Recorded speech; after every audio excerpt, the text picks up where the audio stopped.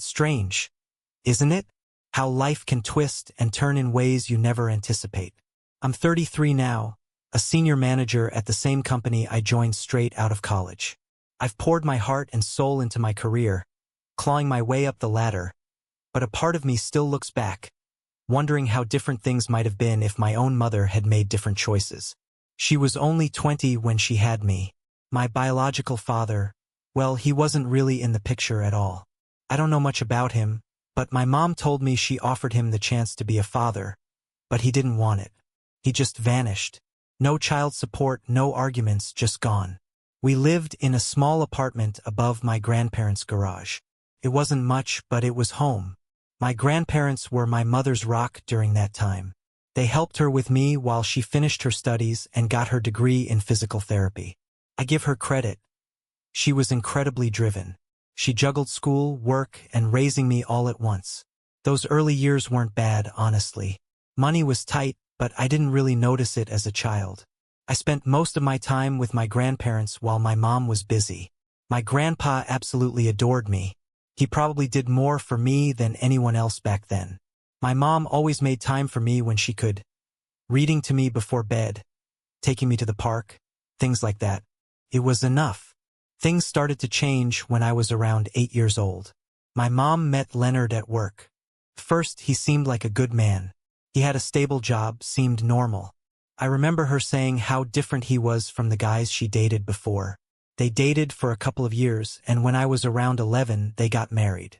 Leonard wasn't a bad man, but he wasn't exactly warm either. He was polite, almost detached.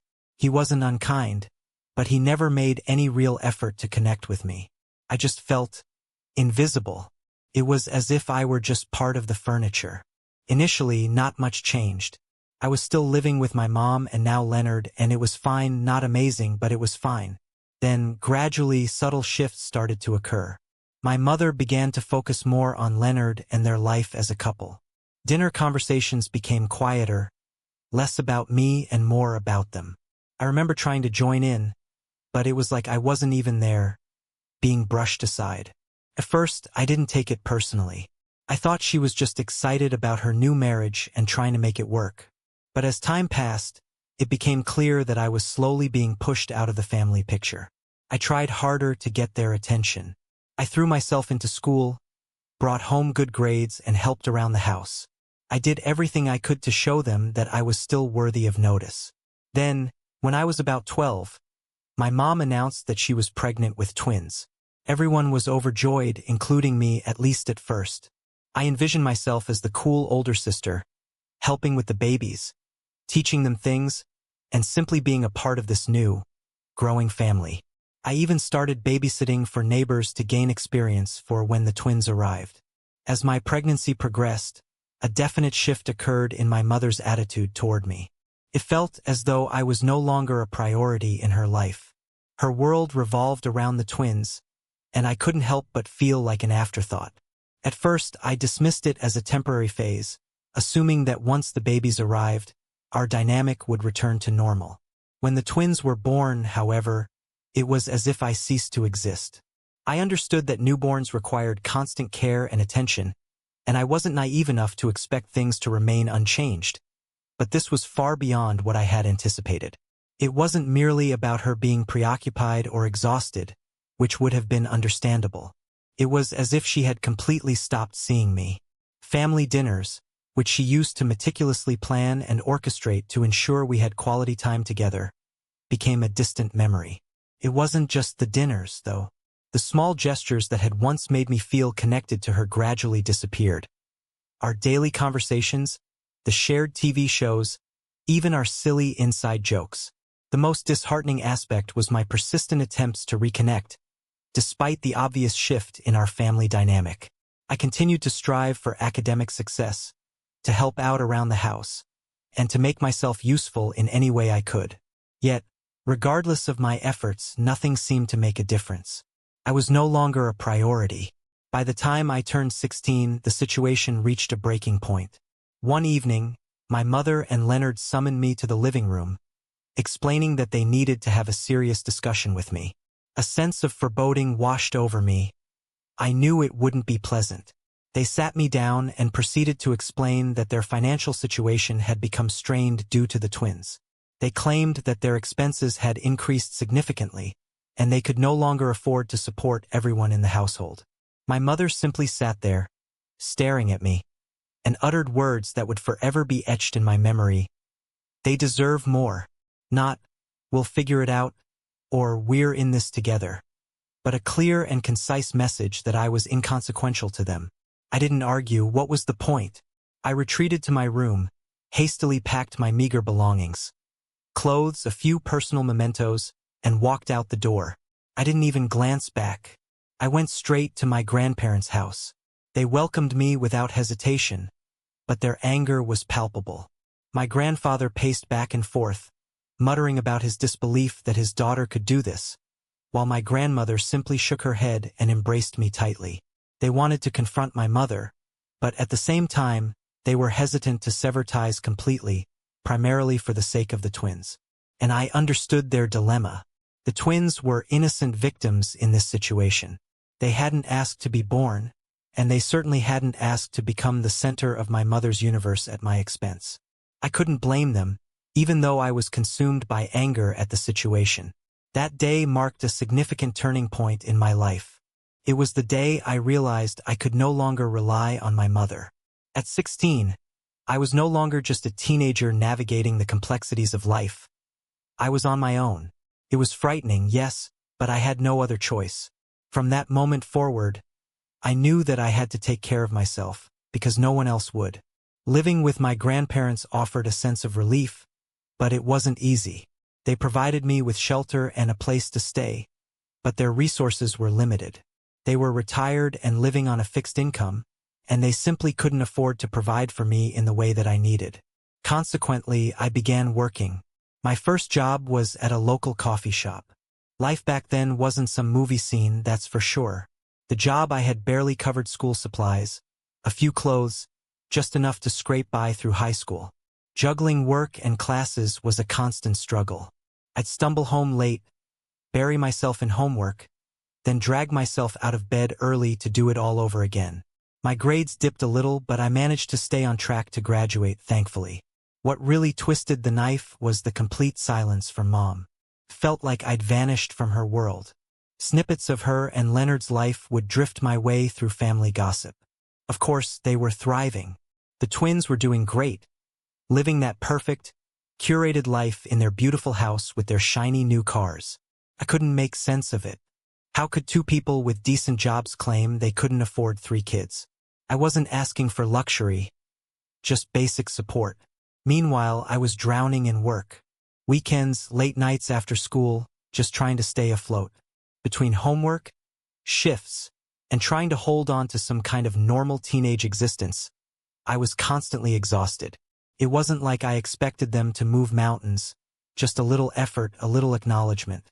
But the second I walked out that door, it felt like they washed their hands of me, retreating back into their perfect little world. Maybe it wasn't even about the money. Maybe they simply didn't want me around anymore. Senior year brought college acceptance letters. I was thrilled, but a wave of dread washed over me. I knew there was no way I could afford college on my own. I desperately needed help. So, swallowing my pride, I reached out to my mom. I remember sitting in my grandparents' kitchen late that night, phone clutched in my hand, agonizing over how to phrase the text. My mind raced with different ways to ask without sounding pathetic. I must have deleted and rewritten it a dozen times before finally sending, "Hey, I got into a few colleges. I was wondering if you could maybe help with the financial aid paperwork or co-sign a loan." The second I hit send, I regretted it. Not because I felt wrong asking, but because deep down I already knew the answer. Still, a foolish, tiny part of me clung to hope. Maybe she'd remember I was her daughter, too. Her reply came hours later, and my stomach plummeted when I read it. "We're saving for the twins' future. We can't help. Sorry." That was it. No congratulations. No, we're proud of you. Just a cold, flat rejection. It shouldn't have surprised me, but it did. Or maybe it just stung more than I was willing to admit. I stared at the message, trying to understand how a parent could shut their child down like that. It wasn't even about the money. It was the sheer indifference that cut deep. I felt like an idiot for even asking, for allowing myself to believe, even for a second, that things could be different. I knew I couldn't count on her. I put my phone down, trying to swallow the lump in my throat, but the tears welled up and spilled over. I wasn't angry at the twins. They didn't ask for any of this, but I couldn't shake the feeling that I'd been discarded, like I simply didn't matter. Thankfully, my aunt stepped in. When I told her what happened, she didn't hesitate for a second. She looked me right in the eye and said, "I'll co-sign your loans. You just focus on making this work. Okay?" She didn't have to do that. She had her own responsibilities, her own kids to worry about, but she believed in me. She told me she always knew I had the potential to achieve something great, and honestly, that belief meant more than the offer itself. In that moment, I made a promise to myself. I wouldn't let her down. I'd work my tail off, not just for myself, but to prove that her faith in me wasn't misplaced. My mom might have slammed the door shut, but my aunt threw it wide open, and I wasn't about to waste that chance. College demanded everything I had. I was constantly juggling. A campus job, weekend shifts at the diner, and any odd job I could find to stay afloat. I even took it upon myself to learn web design, and surprisingly, I began finding freelance work with local businesses. The money was good, which was a relief, since rent was always looming. Sleep became a forgotten luxury, but honestly, I didn't prioritize it. I had a clear goal in mind, and I refused to let anything get in my way. My mom? Still nothing. Not a single text, no call just to ask how things were going. Occasionally, I'd find myself scrolling through her social media. There she was, posting pictures of the twins at their school plays, their birthday parties, even their family vacations to Disneyland. She looked so genuinely happy, like her life was perfectly carefree. Seeing those posts felt like a punch to the gut, so I eventually made the difficult decision to block her. I realized that I couldn't continue hurting myself by looking at a life that I wasn't allowed to be a part of. When graduation day finally arrived, I sent an invitation to my aunt. Not only did she come, but she was beaming from the front row, cheering the loudest when they called my name. As for my mom, I didn't even consider asking her. If she couldn't be bothered with my education when I desperately needed her support, then she didn't deserve to be there celebrating my achievements. My aunt, though, she deserved to experience every moment of that joy, because without her unwavering encouragement, I sincerely doubt that I would have made it through college at all. After graduation, the real challenge began. I moved to a small city to begin a job in my field. The salary wasn't ideal, but it was enough to cover the monthly bills and begin tackling those dreaded student loans. Those first couple of years were incredibly difficult. I was living in a cramped, poorly furnished apartment and working ridiculously long hours, determined to prove myself capable. I poured absolutely everything I had into that job. I said yes to every available learning opportunity, stayed late to ensure projects were completed to the best of my ability, and volunteered for the less desirable tasks that no one else was willing to take on. Slowly, but surely, my hard work started to be recognized. I received a promotion, and then another, and before I fully realized what was happening, I was climbing the corporate ladder. By the time I reached my late 20s, I was finally feeling settled. I had paid off a significant portion of my student loans, upgraded to a much nicer apartment, and for the first time in my adult life, I had some actual savings. I felt like I was finally making progress. My relationship with my mom remained non-existent. I didn't make an effort to reach out to her, and she didn't attempt to contact me either. Every now and then, I would hear through other family members that she had asked about me, but those inquiries never led to anything substantial. She had her family, and I was building my own life. I think one of the hardest realizations I had during those years was accepting that she wasn't going to change. A part of me had always held on to a fragile hope that she would reach out, apologize, or at least acknowledge the way she had treated me, but it never happened. Instead, I slowly began to let go of my expectations for her. Fast forward to my 30th birthday. I was in an upper management position, earning more money than I had ever imagined possible. I kept it to myself, though. I didn't make announcements about it on social media, and I only shared the news with a select few family members. I wanted to avoid any potential drama that might arise from it.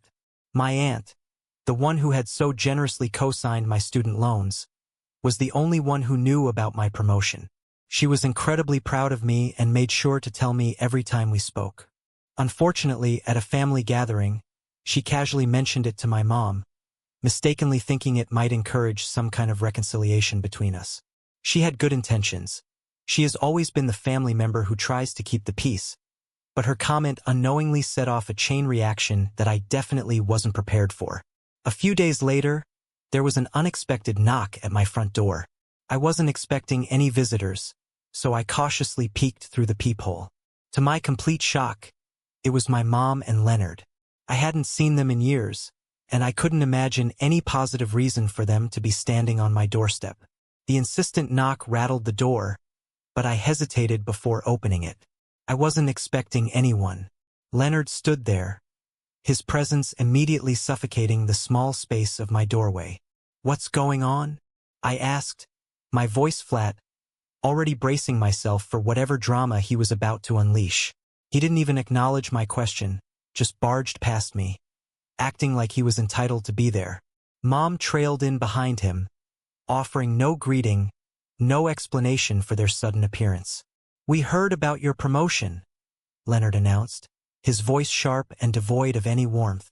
"So, you're finally amounting to something. Good for you. It's about time, really."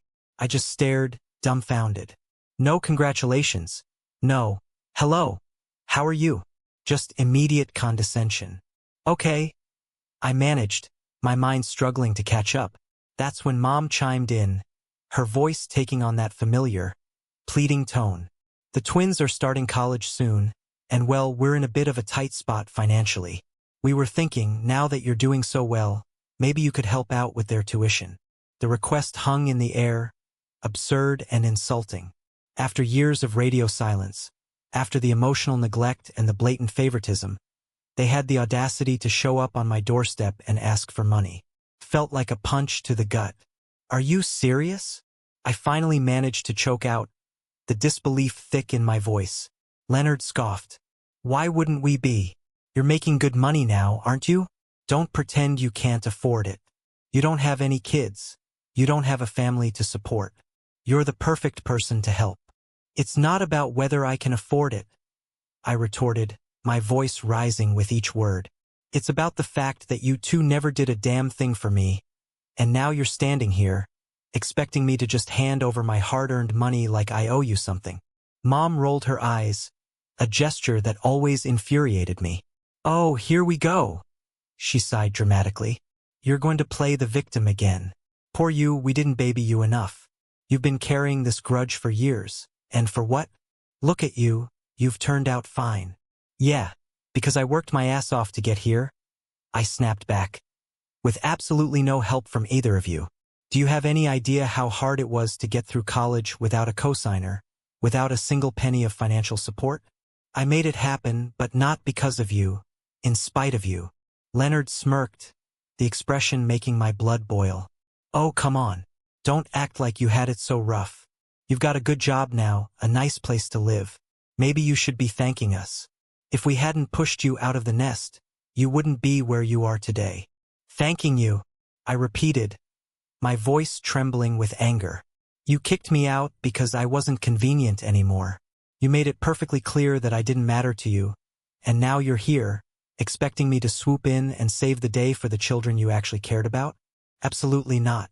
Mom's voice turned cold, a dangerous chill settling over the room. "You're being selfish," she accused, her tone laced with venom. "I raised you on my own, worked my ass off to keep you alive, to give you everything you needed. And now look at you. You have everything you need, and all we're asking for is a little help. They're your siblings. You owe them that much after everything I've done for you." It wasn't just the words themselves, but the way she said them, like I should feel guilty and ashamed for not immediately sacrificing my own well-being for her and the twins. "I don't owe them anything," I shot back, my voice ringing with defiance. "And I definitely don't owe either of you. You made your choices and I made mine. You decided I wasn't worth your time or money, and now you're expecting me to put my life on hold for them? That's not going to happen." Leonard stepped closer, invading my personal space, his face hardening with anger. You know what your problem is? You've always thought you were better than everyone else. You think you're better than everyone else just because you pulled yourself up by your bootstraps. You meant nothing to this family then, and you mean nothing now. Her words were a physical blow, but I refused to let her see the hurt. Then why are you here? I managed to ask, my voice sharper than I intended. If I mean so little, why are you standing in my living room, begging? Her face tightened. Do you think we want to be here? But the twins need help and you could provide it. But no, you're too busy feeling sorry for yourself. A bitter laugh escaped me. Selfish? You abandoned me to make room for your real family. You told me I wasn't worth the trouble. And now you're lecturing me about what the twins deserve? They deserve better parents. That's your responsibility, not mine. Leonard's face flushed. Watch it, he warned, his voice rising. We're still your family, like it or not, and family helps family. No, I said, my voice firm, unwavering. Family doesn't do what you did. Family doesn't throw their own child away and then come crawling back when they need something. You're not my family. You are strangers to me. Her face twisted with anger. Fine, be a selfish little brat, but don't come running to us when your perfect little life falls apart. You think you're so much better than us, but you're nothing. You'll always be nothing. That was it. I'd reached my limit.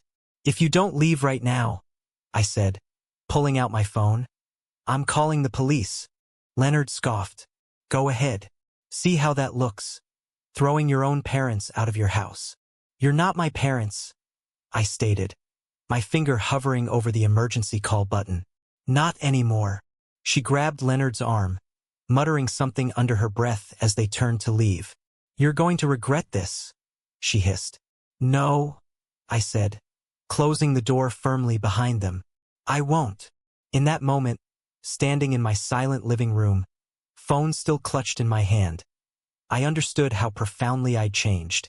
The girl who desperately craved their approval, who yearned for their love, was gone. I didn't owe them anything. I refused to let them manipulate me with guilt.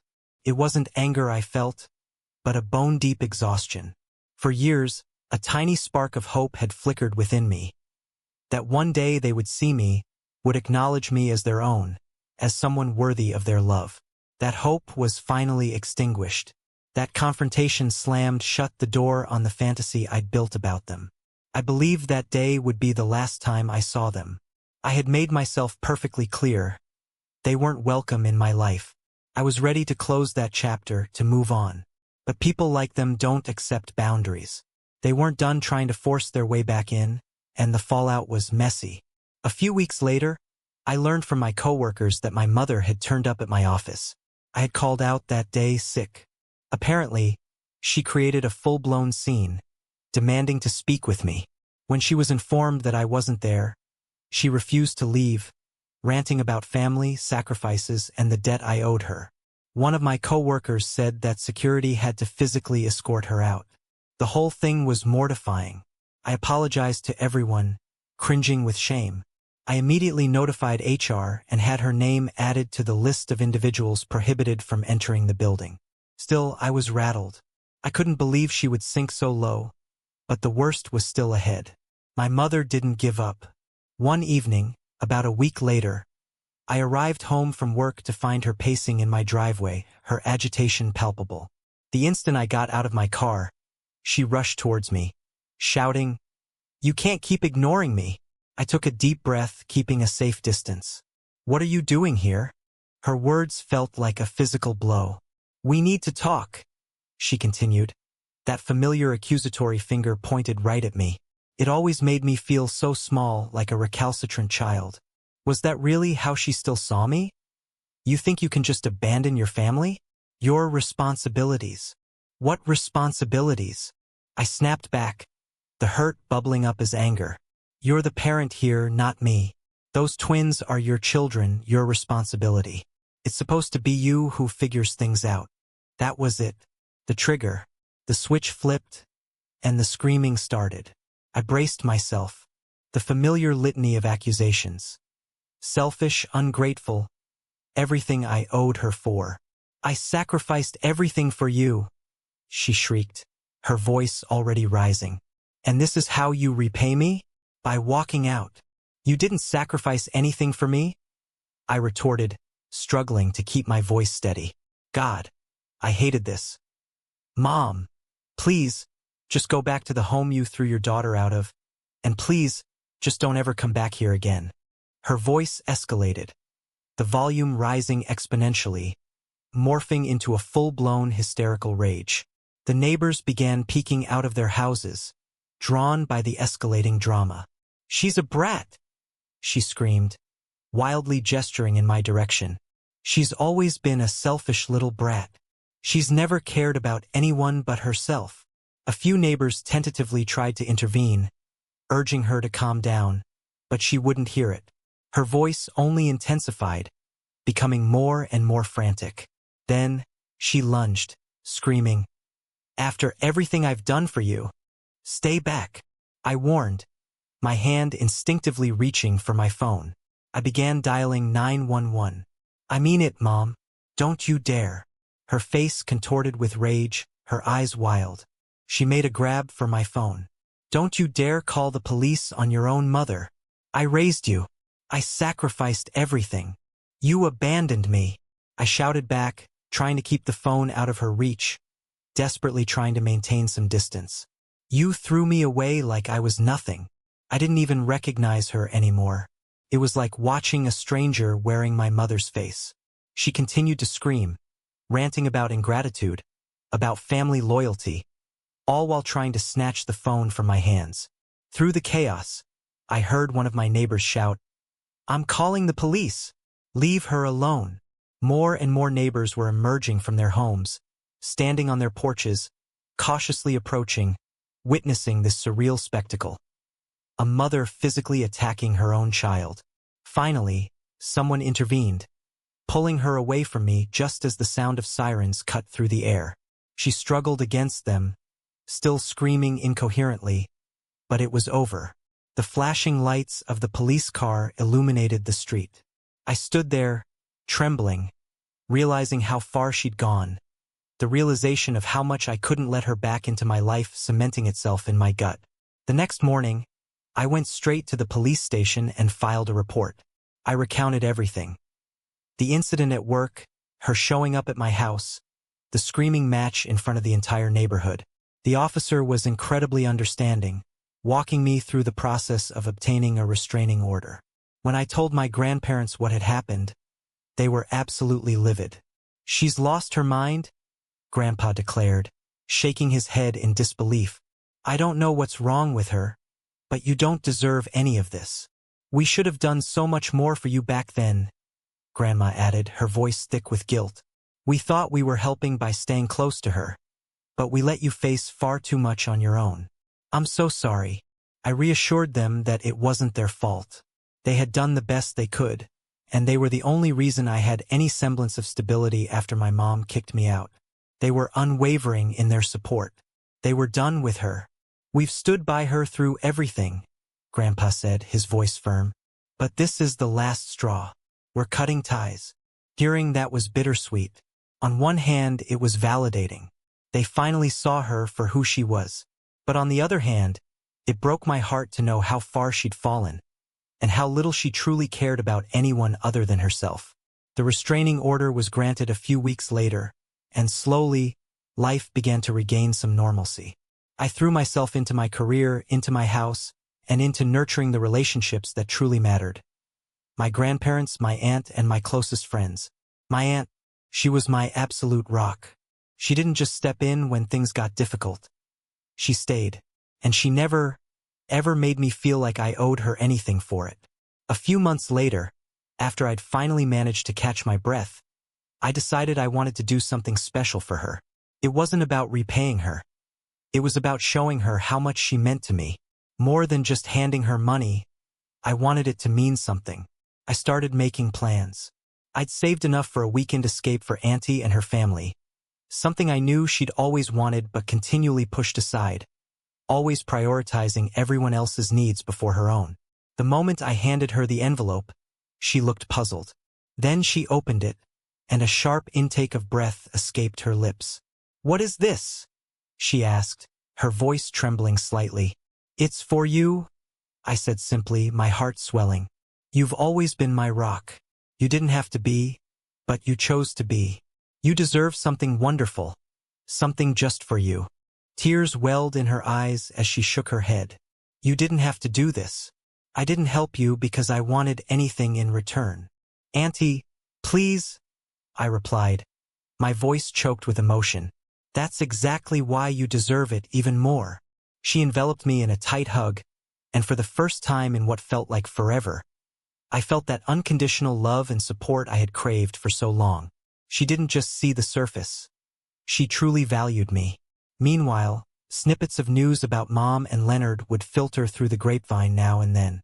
Their financial situation was allegedly dire, and the twins were struggling to stay afloat in college. Strangely, I felt no guilt, no remorse, no particular feeling at all. They had made their choices, and I had made mine. For years, I carried the heavy burden of yearning for their approval, desperately hoping they would finally see me as someone worthy of their love and respect. But now I understood that was never going to happen, and surprisingly, that was okay. I no longer needed their validation. I recognized my own inherent worth, and I had surrounded myself with people who saw it, too. I've painstakingly built a life I'm genuinely proud of, filled with people who genuinely care about my well-being, and more importantly, I've finally understood that family isn't defined by blood ties. It's defined by the people who show up when it matters, who stand by you through thick and thin, and who love you unconditionally for who you are, not for what they can gain from you. As for Mom, I sincerely hope she eventually finds whatever elusive thing she's been searching for, but I'm completely done being her solution. I'm finished with being her sacrifice. My life is my own now, and I refuse to look back. If anything else noteworthy develops, I promise to post an update for you all. Final update. Well, everyone, I honestly didn't anticipate having to write another update, but something truly unexpected happened, and I feel compelled to share it with you. After all the turmoil with Mom and Leonard, the restraining order, the ambush outside my house, her complete emotional breakdown, I was convinced I was completely done with that chapter of my life. I had firmly closed that door and moved forward. But then, out of the blue, one of the twins reached out to me. It began with a text message from an unknown number. "Hey, it's Max. Can we talk sometime? I'd really like to get to know you. You're my sister, and I don't know you at all." I sat there frozen, staring at the message for what felt like an eternity. Max and I barely knew each other. When I left home all those years ago, the twins were just young children, and after everything Mom and Leonard had put me through, I felt absolutely no connection with them. A nagging part of me couldn't help but wonder if this was some elaborate new ploy orchestrated by Mom. But the way Max worded his message felt genuine, different. After a considerable pause, I cautiously replied, "What's this about?" A few minutes later, my phone rang. I hesitated before answering. "Hey," he said, his voice sounding a bit nervous and unsure. "I know this is kind of out of the blue, but I really wanted to reach out. I've been thinking about you a lot lately, and I feel like I've missed out on something incredibly important. You're my sister, and I don't know anything about you." I hate that. I remained silent, unsure what to say, so he continued. "I know what Mom and Dad did to you," he said. "I didn't fully understand it when I was a kid, but I do now. I don't think it was right. Honestly, I think it was horrible, and I don't blame you one bit for walking away. But I hate that their choices kept us from ever having a relationship. That's on them, not you." His words caught me completely off guard. I never expected him to be so honest and forthcoming about the situation. "Max, none of this was ever your fault," I said, trying to keep my voice even and steady. "You didn't make the choices they made." "I know," he said, "but that doesn't make it any easier. I feel like I've missed out on having an older sister, and now that I'm finally old enough to understand everything, I want to at least try to fix that, if possible. I know I can't change the past," he said, "but I'd really like to get to know you if you're willing." I shifted in my chair, grappling with a wave of conflicting feelings. For so many years, a heavy loneliness had settled in my bones, the constant feeling of being irrelevant to them. But then here was Max, acknowledging the chasm that had grown between us and actually wanting to bridge it. Why now, though? I finally asked, the question almost a whisper. After all this time, why reach out? He replied with a disarming honesty. Because I don't want us to be strangers forever. I'm not asking you to forgive Mom or Leonard, and I'm definitely not trying to defend their actions. I want to know you. That's all. His sincerity was almost tangible. It tugged at something deep inside me. I've worked so hard to move past everything. I confessed, my voice barely audible. Opening this up again isn't easy for me. I understand, he said, his voice gentle. I'm not expecting a grand reconciliation or anything. I just want a chance to talk. Maybe see if there's any potential for a real connection between us. You're my sister, and I'd like to actually know who you are. I sat there, silent, turning it all over in my mind. Max and his twin brother weren't the architects of our family's disaster. They hadn't made the choices that ripped us apart, and he was actually making an effort. Maybe it was worth meeting him halfway. A niggling voice of doubt whispered in the back of my head that maybe he had ulterior motives. Maybe he would try to hurt me, but I tamped it down. I still didn't really know the twins. All right, I said, trying to sound more confident than I felt. We can start with a conversation. Relief washed over his face, evident in his voice. Thank you, he said quickly. That's all I'm asking for. Just a starting point. We ended the call soon after, but the conversation replayed in my head for the rest of the evening. Max reaching out was completely unexpected, and I was left with a jumble of emotions I couldn't quite untangle. The truth was, I'd always lumped the twins together with Mom and Leonard, seeing them all as a single unit that had rejected me. But Max's call gave me a different perspective. They were just as much victims of my mom and Leonard's ego as I was. They hadn't asked for any of this either. I'm still cautious, unsure where this will lead. I've built a good life for myself, a life I'm proud of, and I'm not eager to stir up old pain. But there was something undeniably genuine about Max's effort. He didn't try to manipulate me, didn't make excuses for our parents. He simply wanted to know me, and for the first time, a tiny flicker of hope sparked within me. The hope that maybe, just maybe, I could forge a real relationship with someone on that side of the family. It's a small step, but it feels like progress.